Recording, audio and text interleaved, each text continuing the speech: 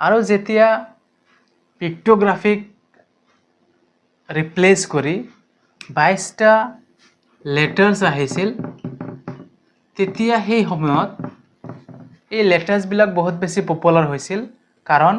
পিক্টোগ্ৰাফিৰ কাৰণে মানুহে শ পিকচাৰ শ ডিফাৰেণ্ট টাইপ অফ চিম্বলছবিলাক মনত ৰাখিব লগা হৈছিল আৰু সেই তুলনাত